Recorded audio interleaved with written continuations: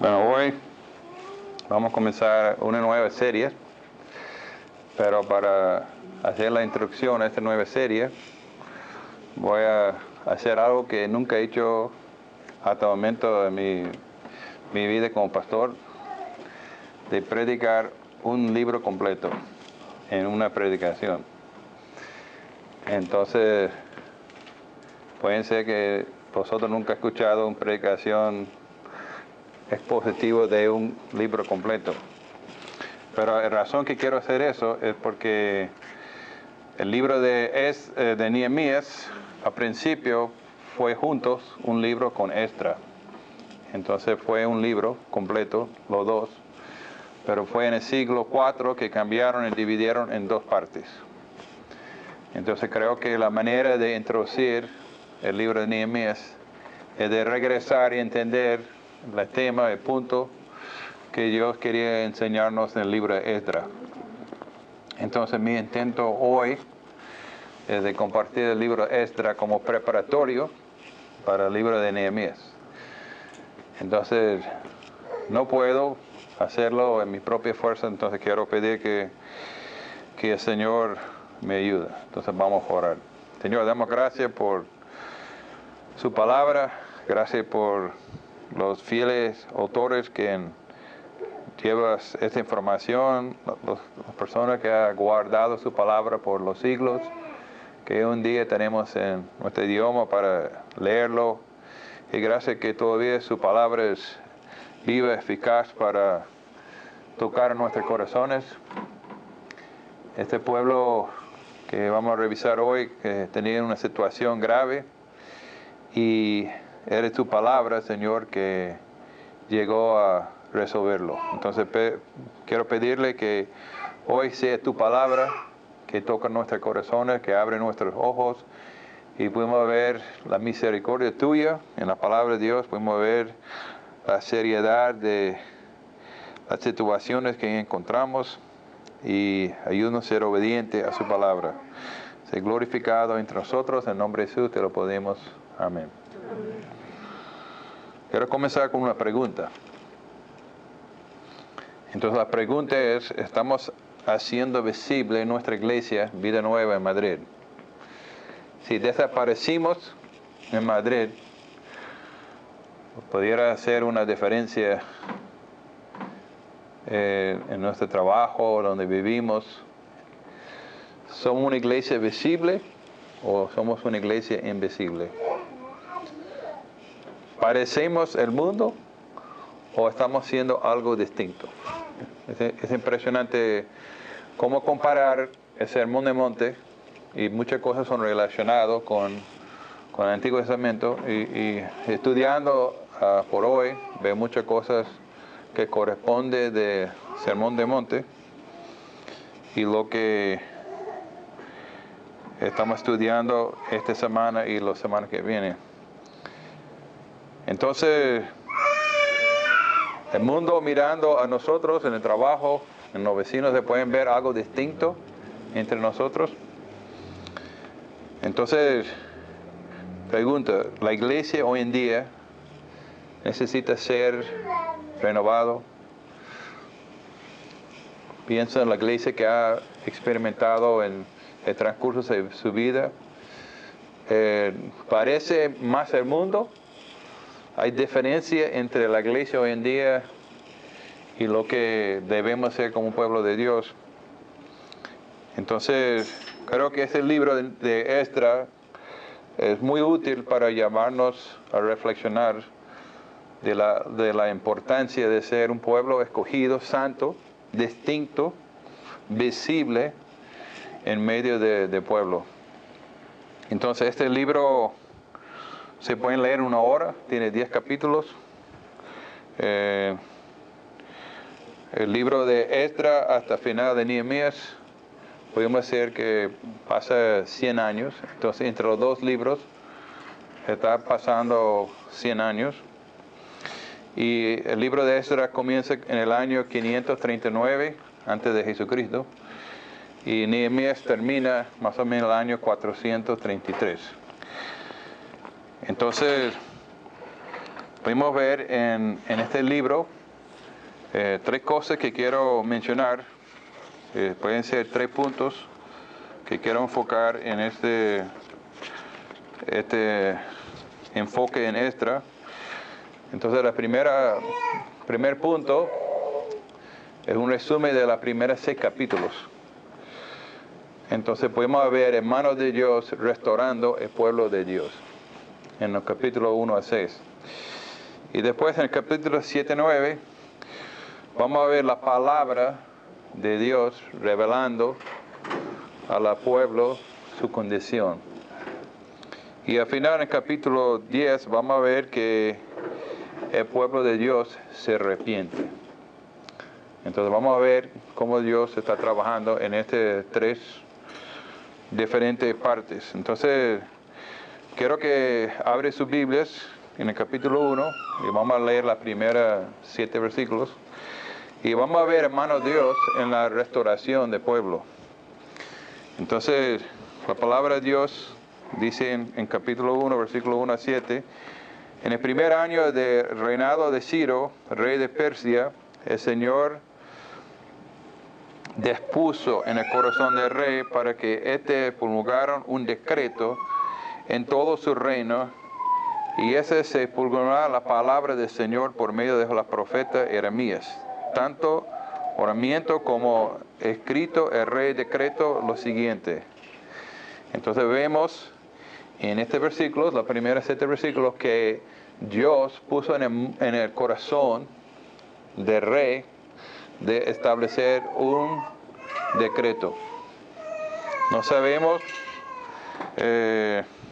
no sabemos cómo el Señor tocó el corazón, pero vemos obviamente que fue mano de Dios tocando el corazón de este rey, que era el rey de un terreno grandísimo, que el pueblo de Dios fue llevado a cautiverio con Babilonia, pero 50 años después, otro imperio se levantado de Persia, y este rey tenía en su territorio esclavos de Israel. Entonces puso en el corazón de este rey de hacer un decreto. Entonces pudimos ver que los reyes pueden tomar decisiones, pero realmente Dios tiene la última palabra. Y lo bonito es que Jeremías había profetizado muchos años anteriormente que Dios iba a devolver el pueblo a su terreno. Entonces vemos aquí que es cuando tengo preguntas, ¿cierto o falso? Dios usó Esdras para reconstruir el templo. ¿Cuántos creen que es cierto? Que Dios usó Esdras para reconstruir el templo. ¿Cierto o falso? ¿Tú dices cierto? Falso. Es falso. Bueno, yo estaba leyendo este principio y yo estaba pensando, bueno, Esdras reconstruyó el templo y Nehemías reconstruyó la pared. Pero realmente Esdras aparece 50 años después. Entonces es interesante que cuando el decreto de Ciro declaró, entonces el primer grupo que se fueron a reconstruir el templo fue el rey Zorobabel, entonces con los profetas, el sacerdote, ¿cómo se llama el sacerdote? Bueno, fueron el rey Zorobabel y un sacerdote que llevaron el primer grupo de captiverios a Jerusalén. Entonces pudimos ver en versículo 68 del capítulo 2, vamos a leer este versículo. En capítulo 2 y 1 nombra todas las personas que regresaron, pero es interesante que en versículo 68 dice que cuando llegaron al templo del Señor en Jerusalén, algunos jefes de los familiares dieron donación para que reconstruyeran el templo del Señor en el mismo sitio. De acuerdo con su capacidad económica, dijeron para que la obra de reconstrucción. Entonces después de llegaron, había un momento muy especial y recogieron una ofrenda entre el pueblo para comenzar la reconstrucción de ese templo. En capítulo 3 vemos que la primera cosa que hicieron en esta restauración de pueblo es de reconstruir el altar. Entonces acompáñeme en el capítulo 3, en versículo 1 a 3, que dice, en el mes séptimo, cuando ya todos los israelitas habían establecido en su población, se reunieron el pueblo de Jerusalén en el mismo propósito. Entonces Josué, hijo de Josadac, como los parientes que eran sacerdotes, Zorobabel, hijo de Salatín, con su pariente, empezaron a construir el altar de Dios de Israel para ofrecer holocausto, según lo estipulado en el rey de Moisés, hombre de Dios. Entonces fue un momento muy especial. Había pasado 70 años de que en el templo de Dios había un sacrificio. Entonces fue un momento de gran celebración, que de nuevo el pueblo de Dios tenía un sacrificio allá en el sitio asignado por Dios para hacer los sacrificios. Entonces es interesante que en versículo 8, en versículo 3 en adelante, comienza la construcción del templo. Pero encontramos que vamos a leer, ¿alguien me puede ayudar a leer versículo 8 a 11 del capítulo 3? ¿Qué me pueden ayudar?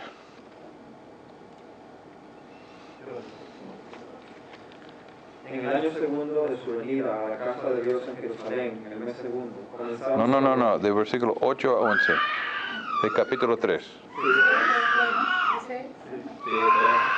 Ok. ¿Está bien? Sigue leyendo.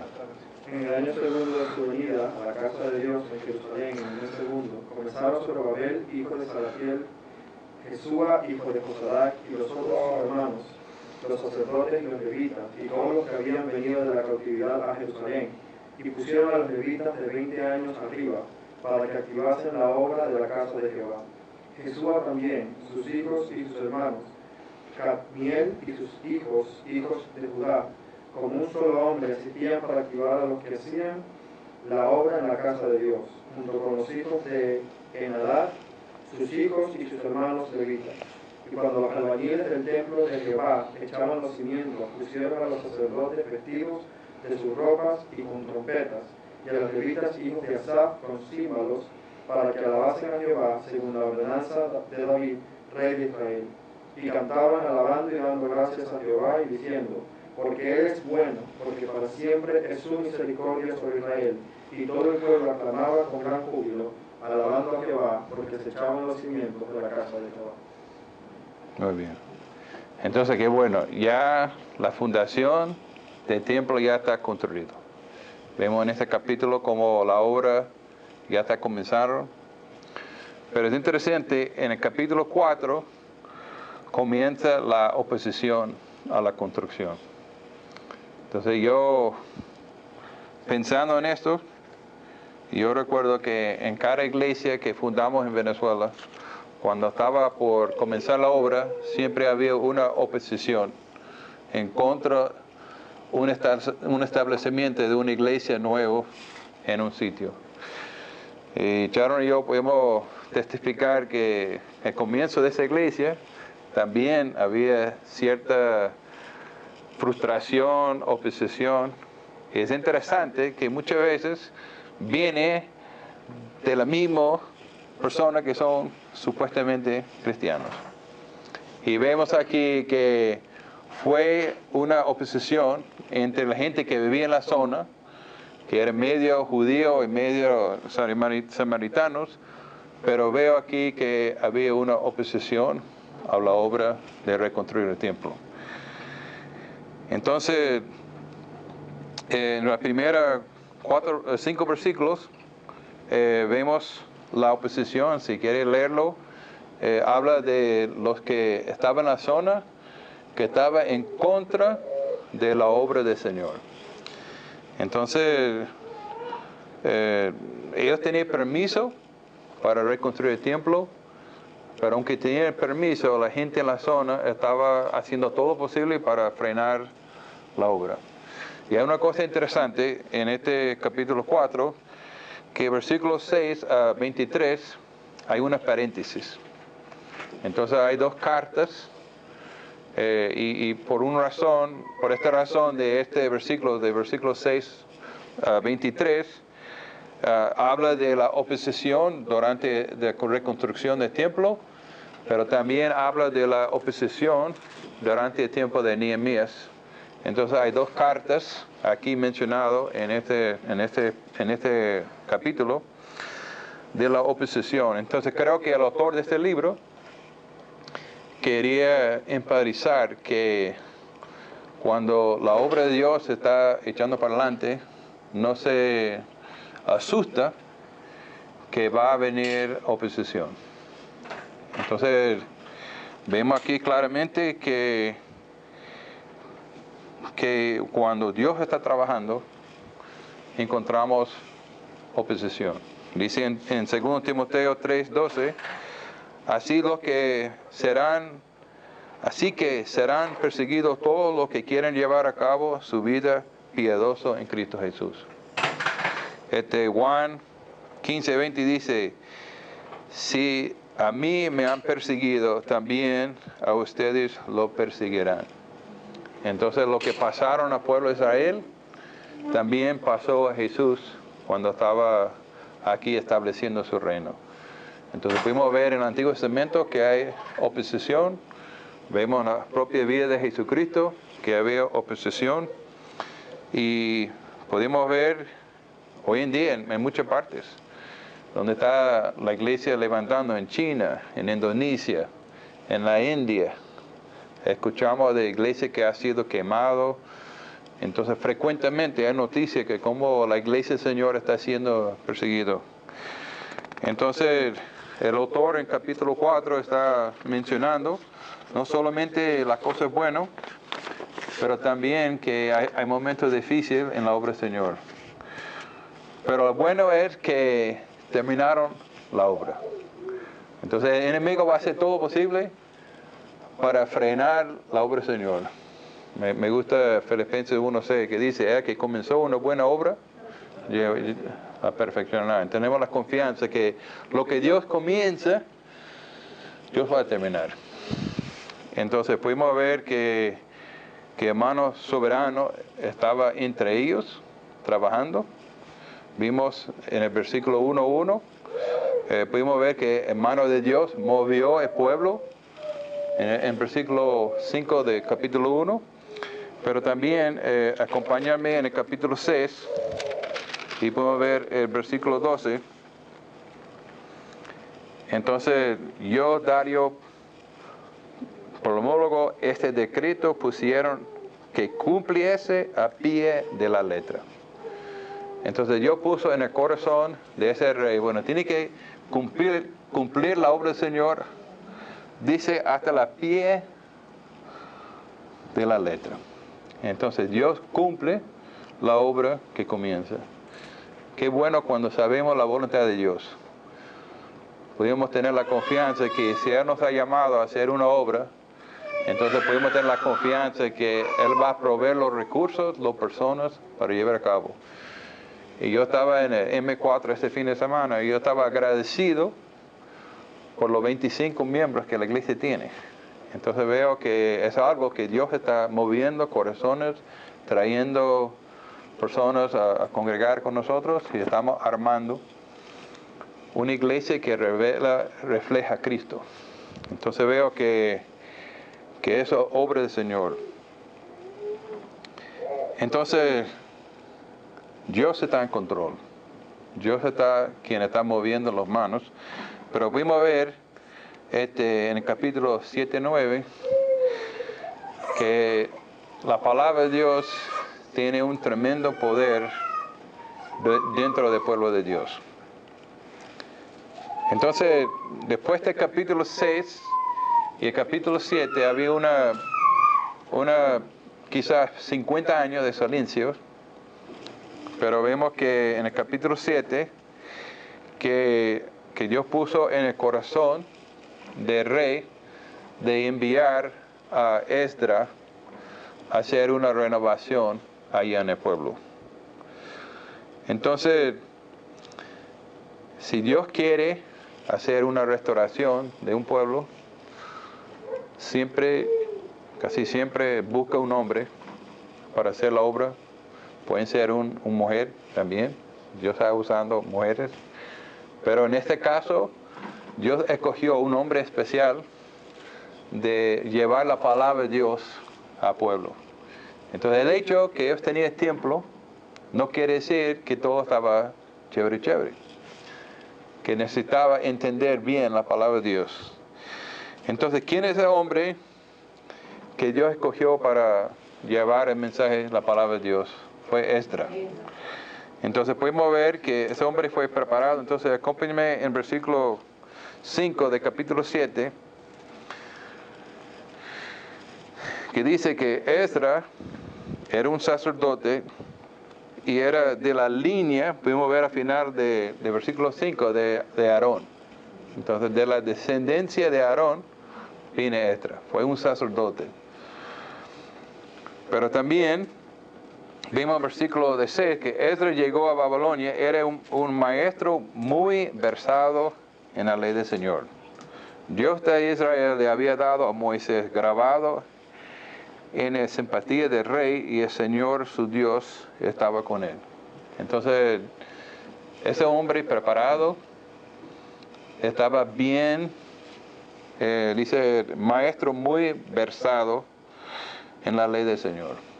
Entonces yo espero que Dios pueda usar nuestra iglesia para levantar hombres y mujeres bien versados en la palabra de Dios. Estamos practicando versículos porque queremos aprenderla de memoria, porque así queremos ser maestros bien preparados con los versículos. Es interesante que no solamente el rey Artajerjes dio cuenta el tipo de hombre que era Esdras. Mira lo que dice el versículo 21 de este capítulo. Ahora bien, yo, rey Artajerjes, le ordeno a todos los tesoros de este oeste del río de Éufrates, se entrega de inmediato todo lo que solicite Esdras, sacerdote, maestro, versado en la ley de Dios. Entonces en el versículo 25 dice el rey, porque tú, Esdras, procede la sabiduría de Dios. Entonces este rey tenía conocimiento de Esdras y se ve, mire, tú, Esdras, tienes la sabiduría de Dios. Tenemos ese tipo de sabiduría. Aquí no está hablando de tener un certificado en matemática o ser ingeniero, pero aquí está hablando de una sabiduría espiritual. Uno que podría discernir bien qué es la palabra de Dios. Entonces, ese hombre que Dios escogió para llevar la palabra de Dios a ese pueblo, que tenía un templo, pero tenía unos problemas de su corazón. Y vea lo que dice versículo 10, del tipo de sabiduría que tenía Esdras. Entonces, yo estudiando mi maestría en educación cristiana, este fue quizá uno de los versículos lema para mi maestría, la preparación para ser maestro en la iglesia, que dice aquí, Esdras se dedicaba por completo a estudiar la ley del Señor y ponerlo en práctica y enseñar los preceptos y las normas a los israelitas. Entonces, una persona con sabiduría de la palabra de Dios es una persona que está estudiando la palabra de Dios. Pero no solamente estudiando, está haciendo la palabra de Dios. Entonces, no solamente habla con su boca, pero su vida es un modelo, un ejemplo de la palabra de Dios. Y también estaba estudiando, estaba moldeándolo, pero también era capaz de enseñarlo. Entonces, yo espero que Dios va a seguir usando nosotros para preparar gente que está estudiando la palabra, que vive la palabra y que puede también enseñarlos. Entonces, vimos aquí al final del capítulo 5 que la iglesia, el templo fue reconstruido.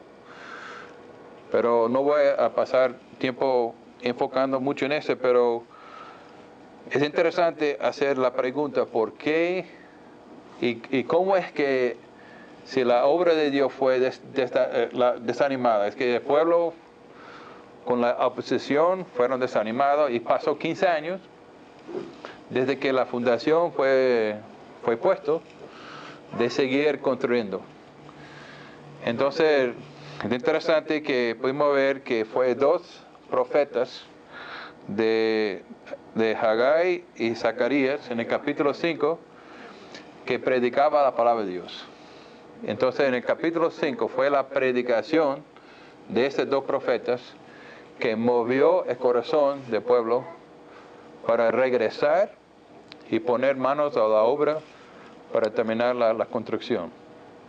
Entonces, aunque ellos tenían el permiso del rey, tenían los recursos, fue la palabra de Dios predicada por estos 2 profetas que movieron el corazón de los israelitas a manos de la obra. Entonces, pudimos ver que la palabra de Dios aquí en la vida de Esdras fue algo que era impactante.